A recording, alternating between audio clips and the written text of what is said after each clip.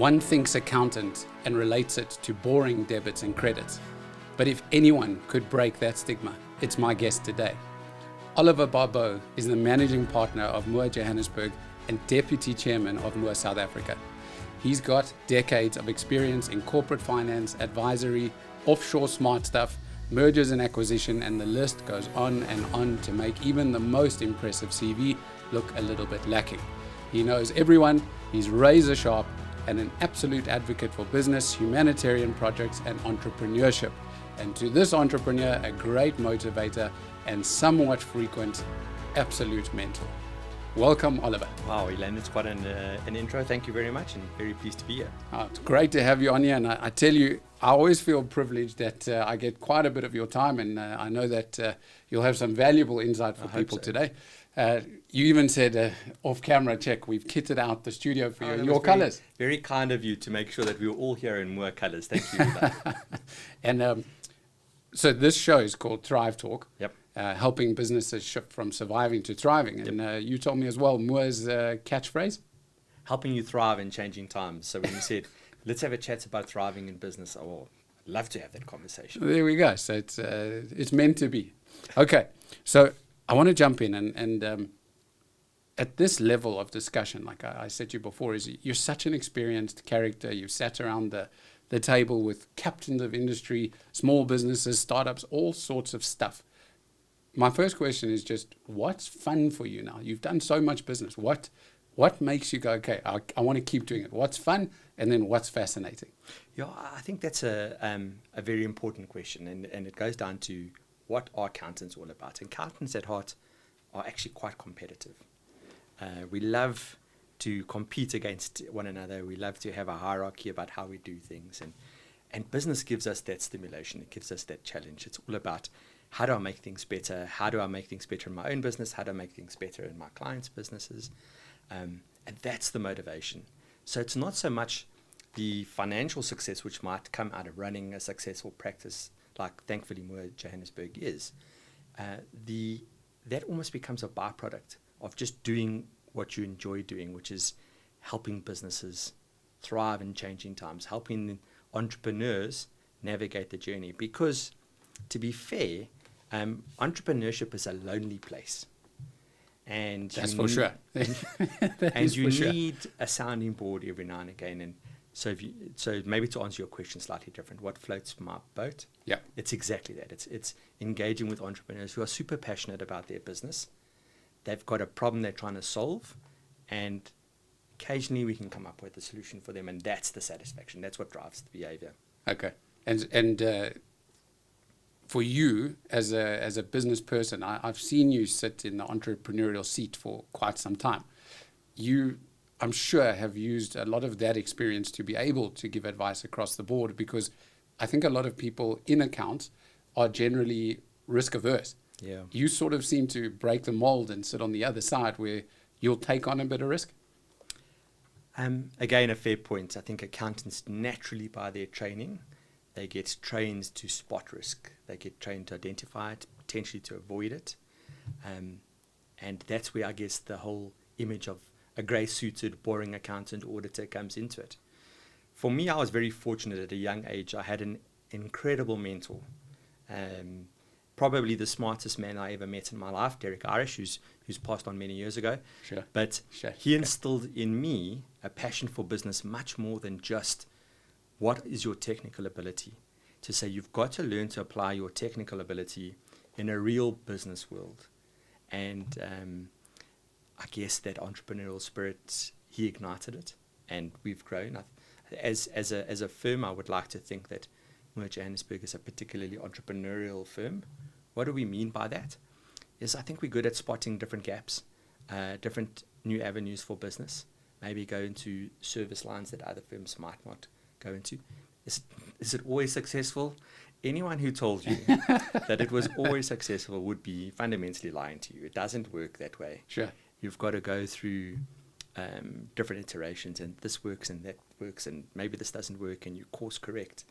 But that's, I guess, is entrepreneurship. You know it.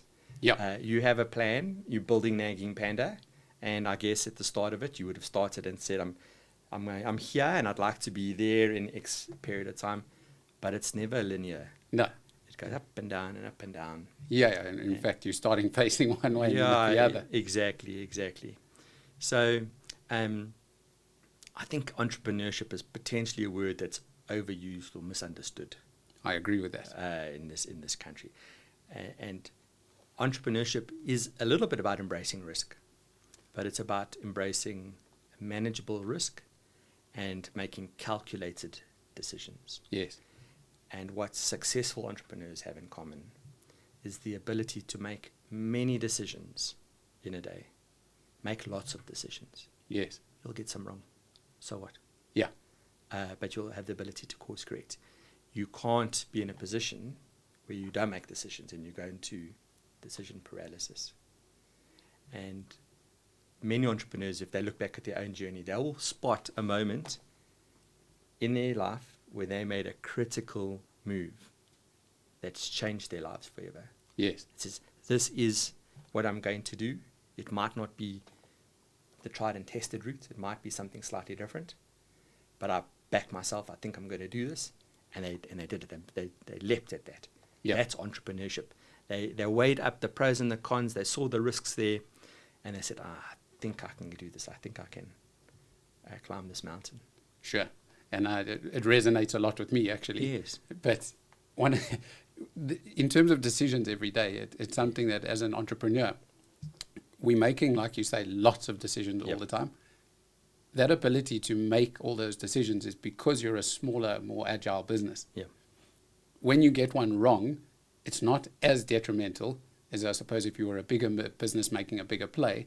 But take a business like Nagging Panda, for example. We're changing how you interact, how you're on board, what's the pricing, what's the deal, how's it offered, where's the sales team, what are you aiming at for the market?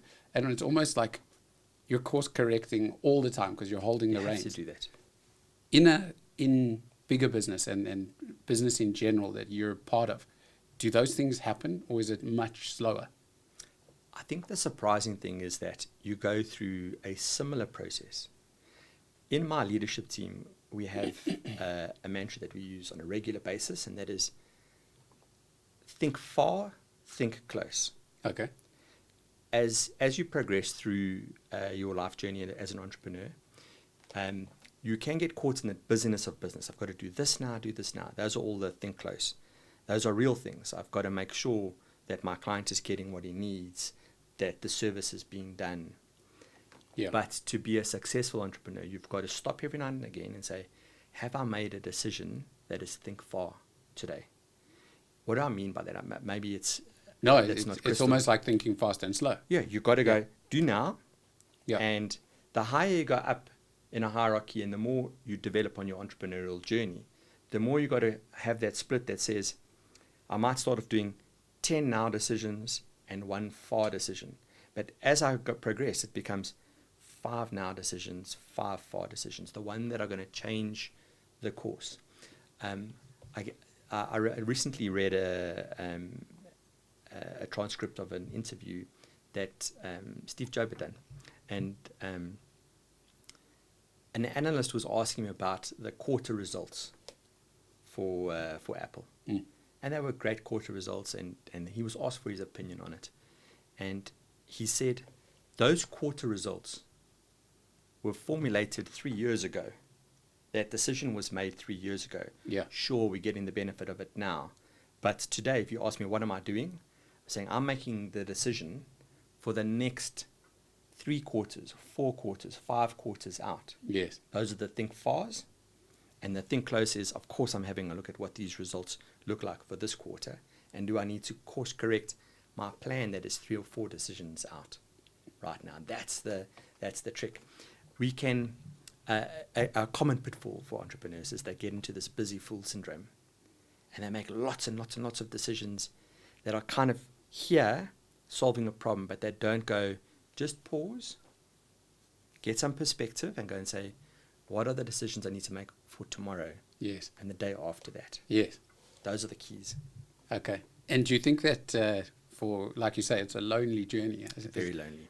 It's brilliant to have a good sounding board and people you can pick up the phone to and putting smart people around you so you can ask a question. Yes. But how does an entrepreneur make somebody aware of the full picture in order to make those decisions?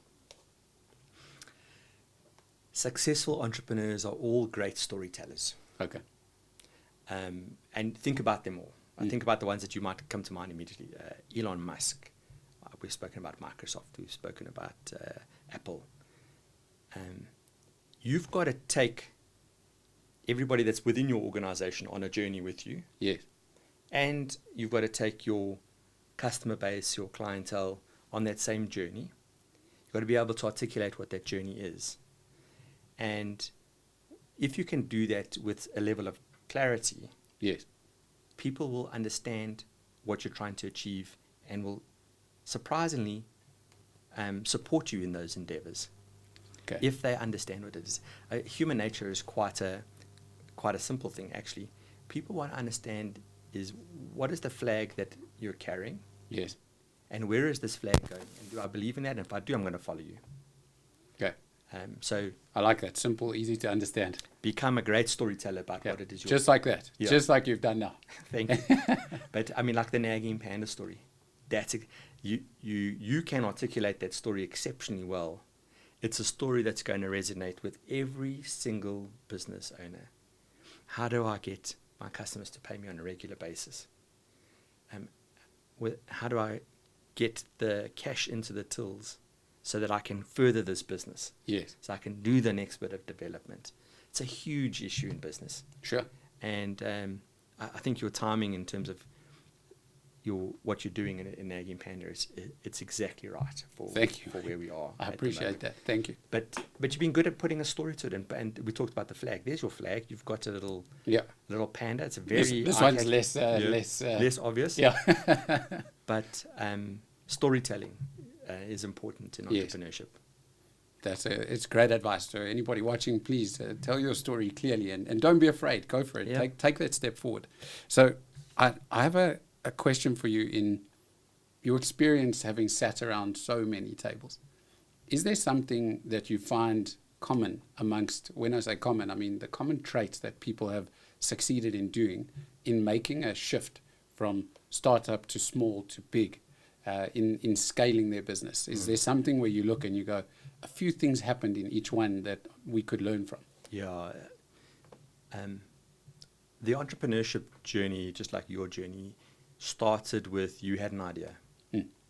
And you go and flesh this plan out, and you bring to the table different skill sets, different people that are going to help you in different aspects of it. I guess a common pitfall with entrepreneurs is because, and let's be honest, we're all super high control people. Yeah. We want to be in control of everything. We've all heard the expression, don't worry, I'll just do it myself. Yeah. Many times a day. Yeah, exactly. Just because you can do it yourself doesn't mean that you should do it yourself. Yes. And the commonality between the business owners that have migrated from I have a very successful small business to I have a very successful multinational business is bringing skills around the table and letting go of things that other people can do. Yes. So, my father-in-law uses an expression that goes, if you've got a dog, you don't do the barking. That's fantastic. So go and find those bodies that will help you further your goal quicker. Yes. And it's difficult at first because this is your baby. You don't want to let it go, and maybe this person is going to not do exactly what you want them to do. But if you can get a core grouping around you, people that you can fundamentally trust, and I hope that that's the relationship that we have with many of our clients, is that allows you to do things at a far greater pace than if you had to do them yourself. You'd be able to do them. No doubt you'd be able to do them. So, for instance, in your give you a practical example. What you're saying to entrepreneurs with your business is concentrate on your business. Me, Nagging Panda, I'll concentrate on getting the cash in for you. Yes, exactly. That's what you're telling them. Yes. And so... And at a good price as well, just by the way. But what you're doing is you're allowing the entrepreneur to go further in his business. Yes. Without having to worry about those other bits and pieces. So successful entrepreneurs tend to have a core group around them, people that they trust implicitly, that do certain things for them. That's a commonality. And just one more time, just give us how you said it again. You said just because if you've got a dog, let them do the barking. Yeah, if you've got a dog, don't do the barking. Don't do the barking. Brilliant. I love that. Honestly, I think that is just brilliant. Can't take credit for that one, as I said. My father. I love it. It's great. Before we get to the main question of your thoughts on shifting from surviving to thriving, I want to ask you a question around business and raising of money, because you've sat around the table in these positions many times. I've seen many wealthy people with lots and lots of their own money in their personal capacities or in their business capacity. When they start something, they don't use their own money. They go out to the market. They look to raise it in equity or debt. Why do you think that is? And versus, so that's one picture of an established person. But then when a guy starts a business, he's almost expected to have his own money to get going, or get it from a friend, or do something so he's got skin in the game. Yeah, skin in the game. That's important. That's the key word there. But does it change as you get bigger? Because now you're bigger, so you can go raise it? It never changes. Skin in the game is a relative term. Okay. What are people trying to solve for? So initially, you got a business idea, and you're going to need some seed capital to get this moving. You're hopefully going to, if you're fortunate enough, you're going to have your own resources. You might have to go to family and friends to help you on that initial journey. That's you taking the big plunge. That's the biggest risk component right there. You've got to flesh this idea out. Then you go, oh, this idea is actually working. So now what we need to do is go and find further cash to get this. Now, we have a division within our firm at Mojobig that does exactly that. Goes and raises either debt or equity, depending on what the project needs. If the idea is a good one, and you can, storytelling, you can get that message over to a credible financial user, there is never, ever a shortage of cash available for great ideas. Yes, I agree. But you've got to articulate that story very clearly. And entrepreneurs, especially tech entrepreneurs, and forgive me here, but they'll tell you like all this tech jargon and this and that, and you can just see that in 10 minutes the curtains are closing. The money has glazed over. It's going, no, I don't understand what this guy's talking about. Because, yeah, sure, they've got to know that the tech's working and they've got to understand that, but what's the story that goes with it? And you can go and grow a business with your own resources, but your resources might be limited, in which case you're going to grow slowly. But if you think that you need to accelerate it, you might need to bring in other sources of funding. And depending on what your ambitions look like, if you knew, for instance, that this thing was an absolute slam dunk, you'd be trying to borrow money to go and further your goal. Yes. Why? Because I'm not giving away my ownership. I'm not giving away my equity. You know, you'd want to guard that as preciously as you possibly could. Yeah. Equally, when the money comes to the table, it's greedy. It's always greedy. It says, oh, this is a great thing. I don't want to just lend you money. I don't want just an interest return. I want an equity return. An equity return is far greater. More risk, but greater. And there is that kind of balancing act between, do I take debt or do I take equity? Commonality between whether it's debt or equity, the one thing that you as an entrepreneur will be asked is, how much have you got at risk? Yeah. What's your skin in the game? The quantum in and of itself is not the issue. It's the quantum relative to you. What the other side is trying to figure out is, are you going to have the sleepless night when things aren't going well before they have the sleepless night?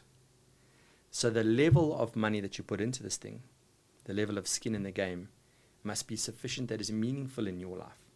So here's a practical example. R1 million might be meaningful in your life. 10 million rand might be meaningful in your life. It's absolutely meaningless in the life of someone like who's as wealthy as Elon Musk. Yes. So if he said, put 10 million rand into a business, he might as well have put nothing into the business. Sure. Okay, so it's a relative component. To use another expression, that that we use frequently in the corporate finance spaces. They want to know that you, as the jockey, that you are strapped to this rocket. Yeah. That you're fully committed to achieving the end goal. And that's what they're looking for you to put in. Skin in the game, sufficient money. Yes. So there's no magic formula as to what that could potentially be, other than, are you going to worry about it? Okay. And then, so just to the, let's just call it the more experienced businessman who's running a successful business, and Yep. excuse me, he's going to the market now. Yep. He's got his own money. He's got plenty of it. Yes. But he goes to the market to raise money as well. Is Yes. that because he just doesn't want to take all the risk, or he wants to share, or what does he want to do? Entrepreneurs can be, they're all astute. They might not be mathematicians, all of them, but they can work out what's in it for me. Okay. They can do that. Okay. And so what they figure out is this. My business is growing at this run rate. If I borrowed money, I might continue that run rate. And if that run rate is greater than the cost of the money coming in from a borrowing perspective, I'm going to have earned for myself the extra value, the delta between those. Mm. That's what they're chasing. Okay. So you would have heard the terms leverage. Sure. That they're applying leverage into their business to lever up the value. So Okay. An example that you might be able to use. So you've got 10 Rand and I've got 10 Rand. This is obviously assuming that everything works hunky-dory. Sure.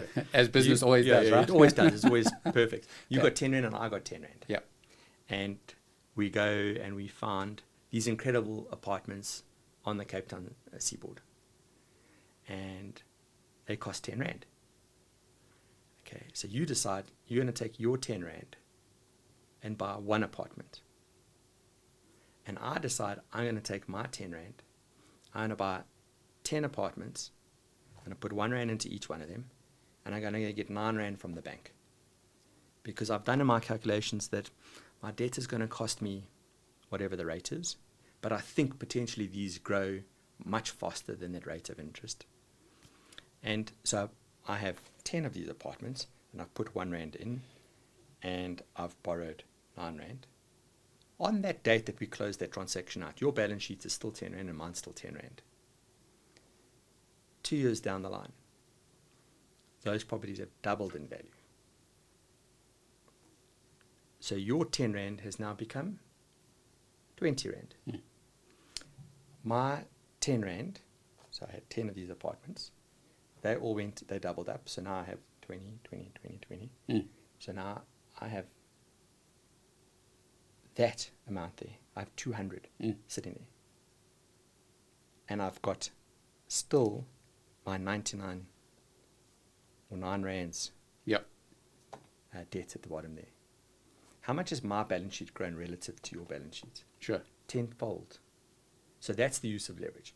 Obviously, if I got it wrong and the Yeah. value went down, Gonna go the it would other be direction. catastrophic. Absolutely. Sure. Okay, so there's that balancing act in leverage. How do I bring that leverage in? Okay. And I think part of the surviving to thriving journey Yes. that businesses need to take, Yeah. a lot of that comes into play. And what I want to do is I'll steer the discussion into the title question. But what does it look like to you when a business is surviving? What are the indicators versus what does it look like when it's thriving? What are those indicators for you? Yeah. So first, when you set the thing up, you got to survive. Yeah. So survive says I can keep my head above water, I can pay my debts in the ordinary course, pay my staff, I can hopefully grow a little bit. The rate at which the business is increasing in value is probably negligible. It's kind of steady state. Once you get a business which is thriving, so now it is executing against its strategy, it's starting to deliver the financial results that you hoped it might deliver right up front. Now I have cash coming into the business. I can use this business for other things, for expansions, for new ideas. So if you want to have a quick measure about, is this business thriving or is it surviving? Have a 5-second conversation with the owner about cash. Okay. Have a 5-second conversation about how does he feel at month end. If he is stressed beyond all measure come month end, well, his business is surviving maybe. If that's not his concern, don't worry, I'll have money to pay my creditors and my staff and buy my inventory and all of those good things, then his business is thriving. Okay. It's the quickest barometer. Obviously, there are many other things. From an accountant, I can go and tell you, we'll go have a look at his income statement, his cash flow statement, his balance sheet, and we can perform all sorts of ratios. Assuming he has one. Exactly. all sorts of ratios that will give me high-end insights into short-term viability, long-term viability, all of those things. Yeah. The crunch is the cash. Do I have the cash in there? It's the lifeblood of business. Yeah, that's for sure. That's Nagging Panda.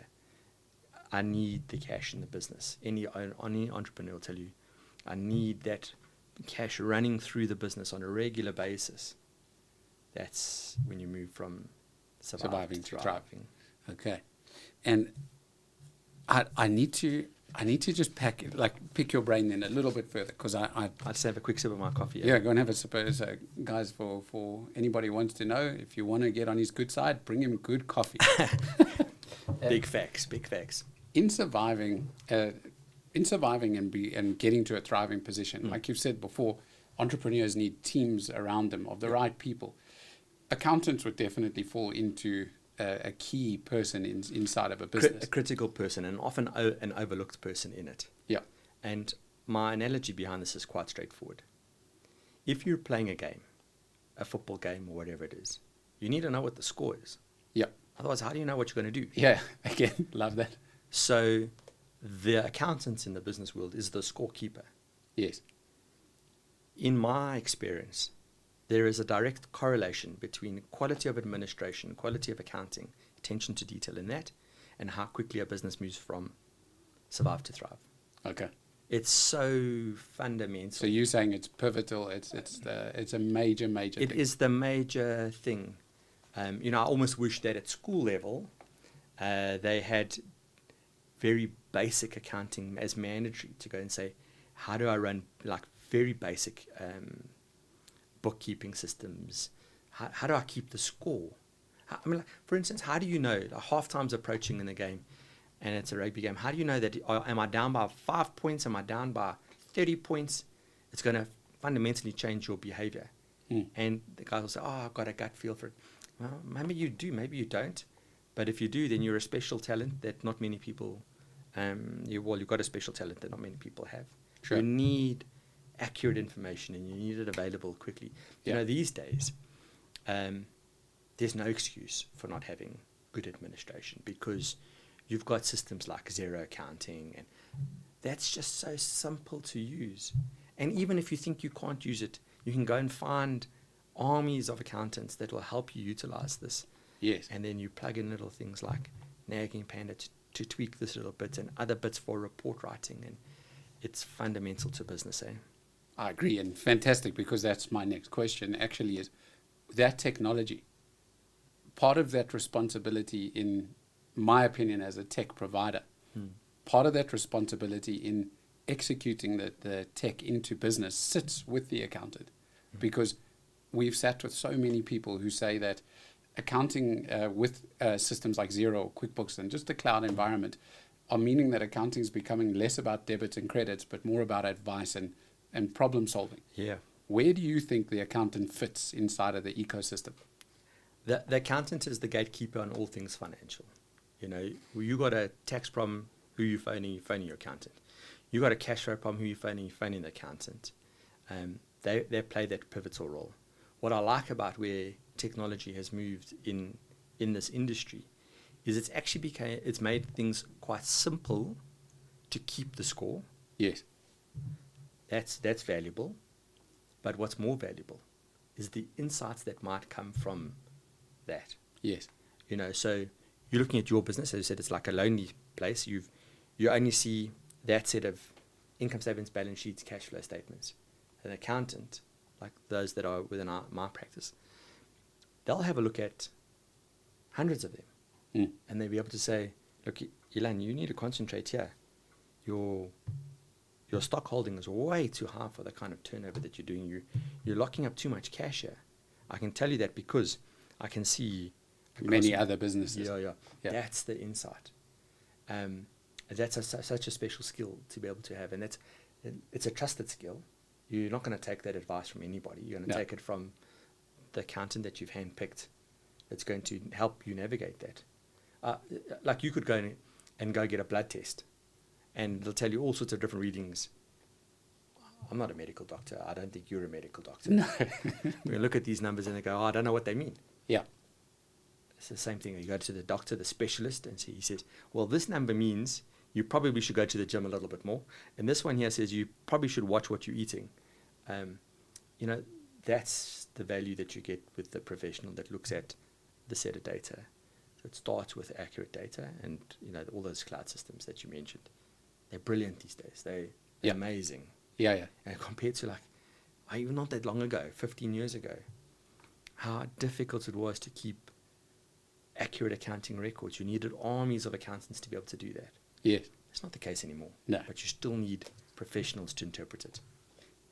And it's interesting that you said that, because I feel like the shift of the army is in an interesting place, right? So you needed an army to keep the records, because it was, if we go a little bit further back, you're writing big books. Yeah. I still remember people that could run down the numbers with their fingers and add them in their heads, which was unbelievable.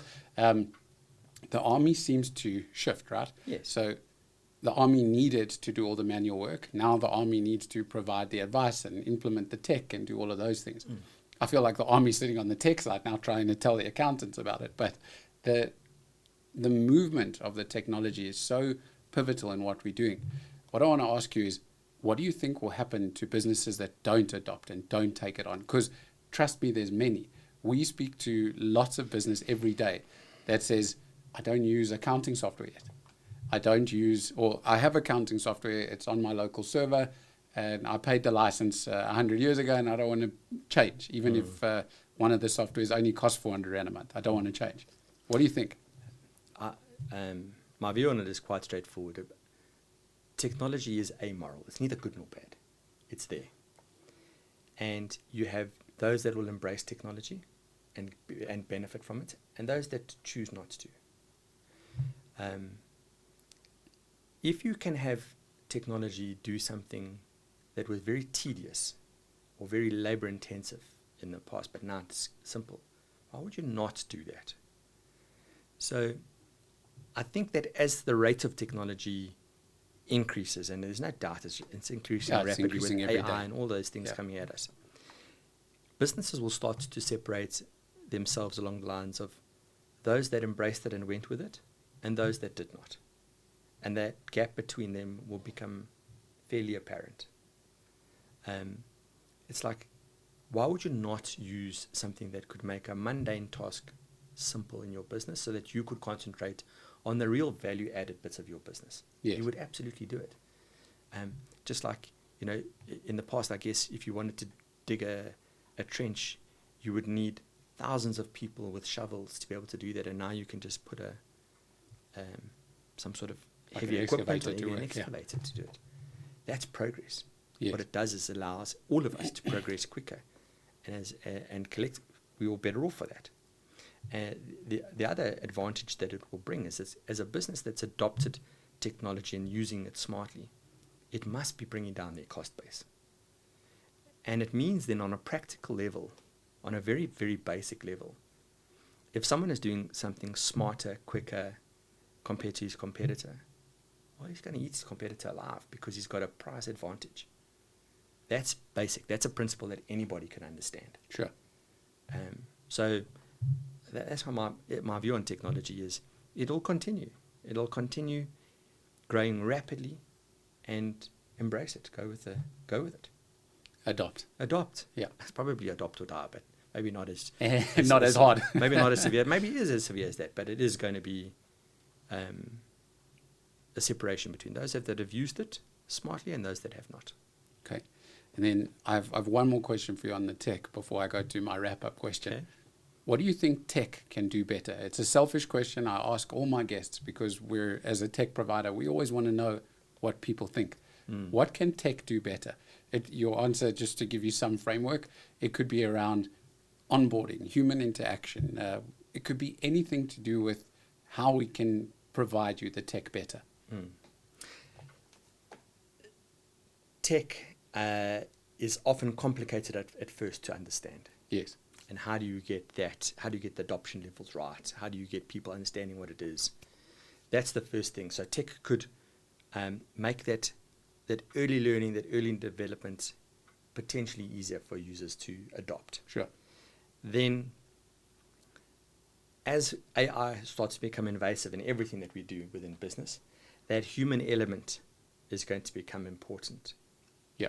So you've seen different chatbots, but you can still feel that the chatbots, you know, they're not. You can feel it's not entirely a person and having an actor with you on the other side of the line. So that I think could there'll be improvements around that. Okay. You know, so it'll feel more and more human. So tech doesn't have that human feel yet. I guess ultimately it may. We'll figure that out as we go along this journey. But how do you make something that is tech focused accessible to people? And if you can make that easy, okay, the adoption is simple. Yes. And that's, I think that we strive to do that every day. Yeah. But it's fascinating to me that most people I've spoken to about this very question say, bring the human element to tech. Yeah, you can't get away from that. Yeah. We had a session with some of the senior staff members within our practice. Yeah. And I love 1980s movies, so we had the theme was about... Who doesn't? No, exactly, exactly. So the theme was about Back to the Future. Sure. And it's a cool theme. It's a cool theme. It's a cool movie. It's a cool set of movies. But the message behind that was, sure, tech can do a whole lot of things, but fundamentally, there is a human element to all of those things. Even in those Back to the Future movies or the Terminator movies, it's actually humanity in the end that prevails. It's humanity. People will still want to do business with people that they like, people that they trust, they want to do business with people. Can't be totally faceless. And so tech might make business simple, but people buy from people. Absolutely. Couldn't agree with you more. Then to wrap it up, I'd like to ask you I'm going to call it this, from the chairman's viewpoint. Yeah. Okay. Much like you were talking about the accountant who can see hundreds of different sets of books, you sit at a different level of business where you've gone through all these stages, and now you sit at a top level. You sit at a chairman level. What is your vantage point looking from that higher point down, so you can see again all the different things? What's your advice from that level for business to shift from survive to thrive?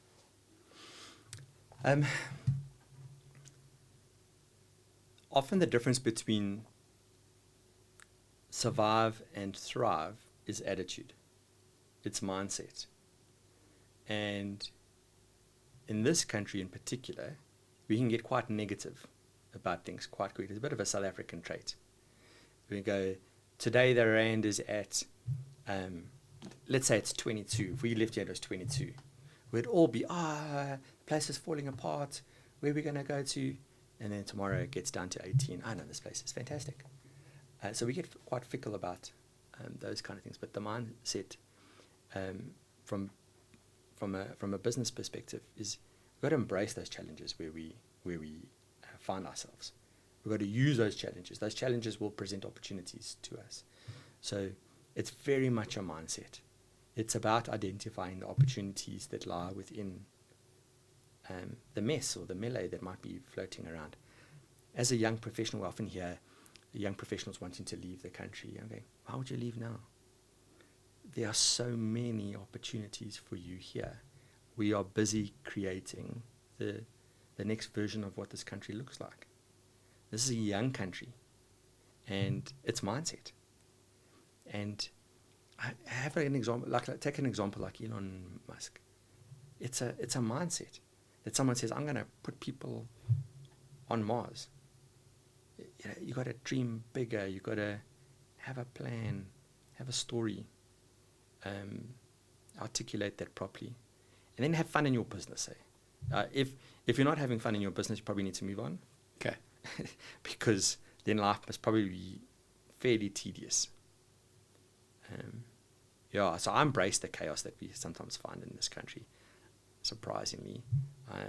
I love Joburg. I know not everybody loves Joburg. I think it's a great place. I'm not trying to downplay challenges that exist here. We're not naive. But it's a wonderful place to live. Sure. We have a very high quality of life relative to the world. We do, and we have great businesses, and we have lots of exceptional talent around here. In Joburg, if you have a look around, the schools that are around us that are producing exceptional talent, the quality of the universities, the fact that the CASA is still number 1 ranked in the world. I mean, we know when we are good, we are very good. We're the best in the world. Equally, when we're bad, we're very, very bad. True story.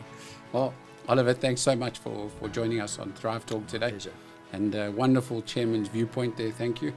Guys, please, I hope you enjoyed that as much as I did.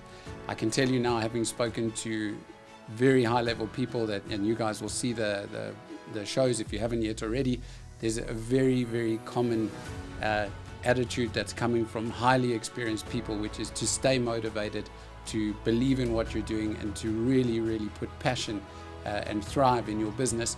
And I hope that the knowledge share from these super successful people is helping you as much as it's helping me. And I hope that you thrive in your business.